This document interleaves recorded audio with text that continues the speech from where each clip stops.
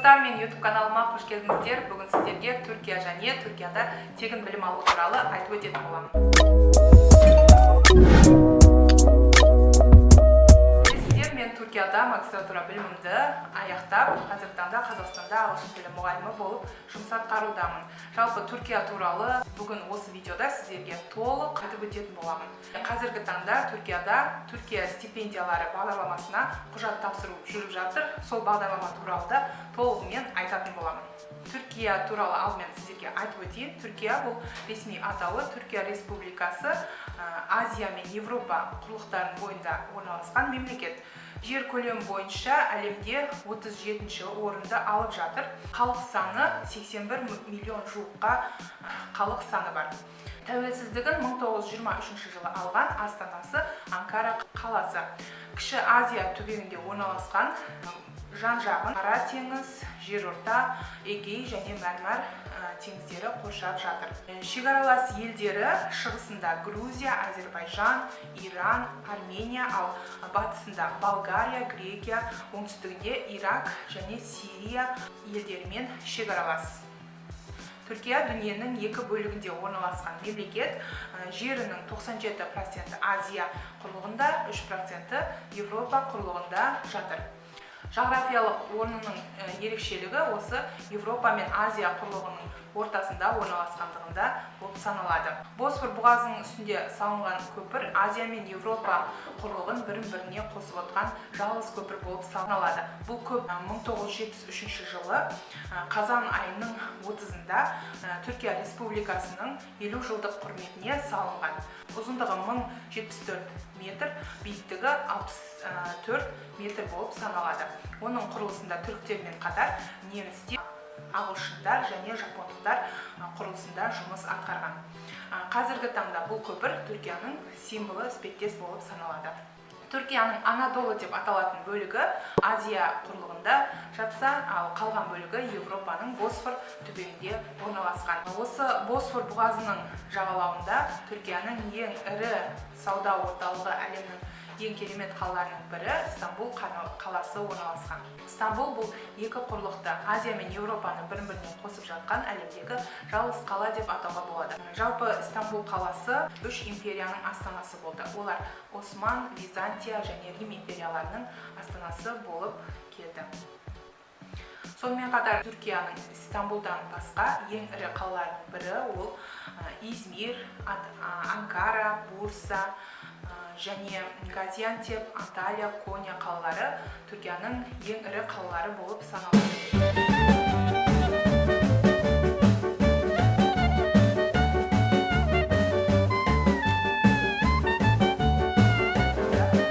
Сыртқы саясатын мықты ету мақсатында көптеген жоспарлар, көптеген іс-шаралар жасалды. Соның бірі 1992 жылдан бері Büyük Öğrenci Projesi, студенттер проектін жасап, шетелден осы Түркияға әр жылы мыңдаған студенттерді қабылдап, оларға тегін гранттар беріп, стипендиялармен Түркияда білім алуына мүмкіндік беріп жатыр. Осы Büyük Öğrenci Projesi 2012 жылы Түркия бурслары атымен аталып, қазіргі уақытқа дейін осы Түркия бурслары атымен студенттерді өзінің еліне стипендиялармен оқытып жатыр.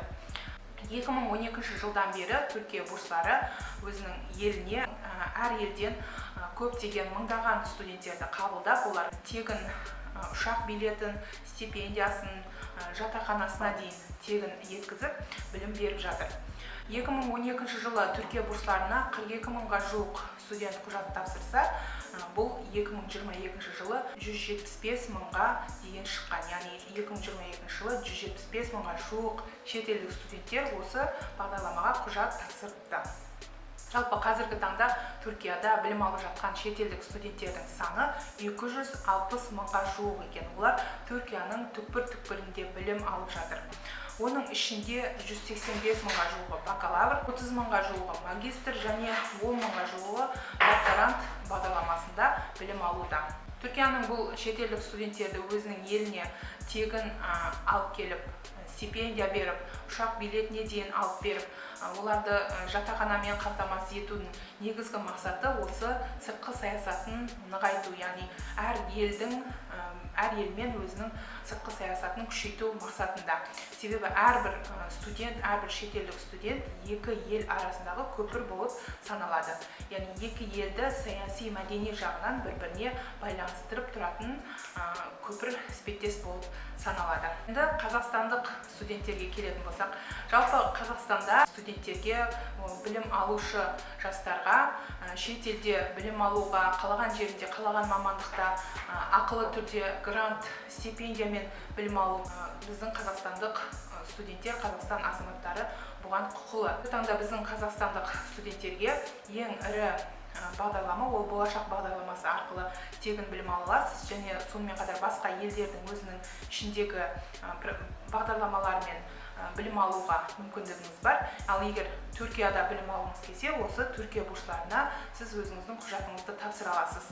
Бұл Түркия бурсларына бакалавр, магистр, докторант бойынша, бағдарламалар бойынша құжат тапсыруыңызға болады. Таңда Түркияда қазақстандық студенттер саны 4800-ге жуық екен. Қазақстандық студенттердің ең көп орналасқан жері Ескешehir қаласындағы Анадолу университеті, одан кейін Сакария университеті, Қарабұқ университетінде қазақстандық студенттер білім алуда ең көбі.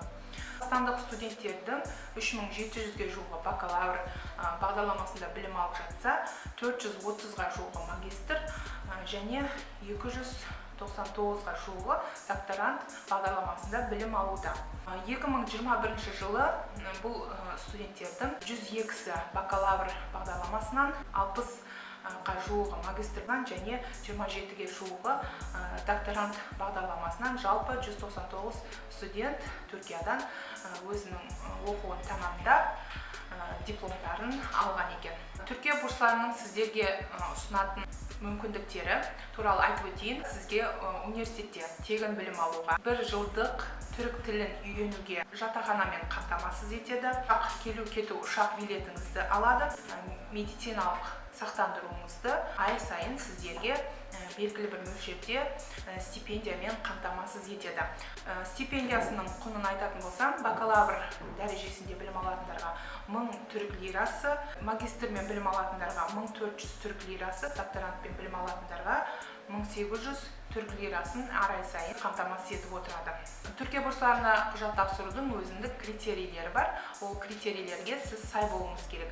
Ең алғашқы критерий ол сіз бакалавр дәрежесіне егер тапсыратын болсаңыз, сіздің білім сапаңыз 70%-ның жоғарысында болу керек. Магистр мен докторант үшін 75%-ның жоғарысында болу керек. Сонымен қатар жас ерекшеліктері де бар. Бұл жерде егер бакалаврға құжат тапсыратын болсаңыз, 21 жастың аспауыңыз керек. Магистр үшін 30 жасқа дейін болу керек және докторант үшін 35 жасқа дейінгі білім алушылар құжат тапсыра алады. Бұл жылға 2023 жылына құжаттарды тапсыру 10 қаңтар мен 20 ақпан аралығында. Түркия стипендиялар бағдарламасында онлайн түрде құжаттарыңызды тапсырасыз. Бұл бірінші тур болып саналады. Егер осы турдан өтетін болсаңыз, екінші турға жіберілесіз. Екінші турда сіз сұхбаттасу турынан өтуіңіз керек. Ол жерде сіз бірінші турда өткізген құжаттарыңыздың оригинал түрін сол жерде алып барасыз. Түркия бурсларының комиссия мүшелері сіздің құжаттарыңызды тексереді және сізбен жүзбе-жүз сұхбаттасатын болады. Ол сұхбатта сізге 2-3 сұрақ қояды. Осы сұрақтарға кідірмей, анық түрде жауап беруіңіз керек. Яғни сұрақтары неге Түркия бурсларымен оқығыңыз келеді, Түркияға барудағы негізгі мақсатыңыз, Түркия бурсларын оқып болғаннан кейінгі сіздің бар деген сияқты сұрақтарды қойып, осы сұрақтарға анық түрде жауап беруіңізді талап етеді. Егер осы 2 турдан өтетін болсаңыз, сізге августтың соңында немесе қыркүйек айының басында ұшақ билетіңізді алады, сіздің почтаңызға қабылдау қағазыңызды жібереді. Осы бойынша сіз Түркияға оқуға жолдама аласыз. Бірінші турдан құжаттарды тапсыру ешқандай да қиыншылық туғызбайды. Онлайн түрде өзіңіз тапсыруыңызға болады. Барлық құжаттарды сканер түрінде өткізіп, құжаттарыңызды онлайн түрде тапсыра аласыз. Қандай құжаттарды талап етеді деген кезде сіздің жетістіктеріңізге қарайды көбіне. Таңдаған мамандығыңызда сізде кейбір университетте Түркияда ағылшын тілінде сабақ береді. Сол үшін сіз ағылшын тілінде білуіңіз керек. Яғни IELTS немесе TOEFL деген сертификаттарды сұрайды. Егер осы сертификаттарыңыз болса, сіздің стипендияны жеңіп алу мүмкіндігіңіз жоғары болады. Ал егер түркішені білмейтін болсаңыз, құжаттарды орыс тілінде тапсыруыңызға болады. Стипендияны ұтып алған жағдайда Түркия сізге 1 жыл түрік тілін үйрететін болады. Жалпы бұл қазақстандық студенттер үшін үлкен мүмкіндік деп ойлаймын. Бұл мүмкіндікті пайдалансаңыздар болады. Осы бағдарламамен Түркияда тегін білім алуыңызға болады. Және бұл жерде ешқандай тест немесе басқа нәрсе тапсырмайсыз. Түркия бурслары, Түркия туралы айтатындарым осы. Егер сұрақтарыңыз болса, астына жазсаңыздар жауап беретін боламын, немесе менің Instagram каналыма өтіп, дайректке жазсаңыздар жауап беремін. Бурсларына сілтемесін, толық ақпаратын осы видеоның астынан таба аласыздар. Видео сіздерге ұнады деген ойдамын. Келесі видеода көріскенше сау болыңыздар.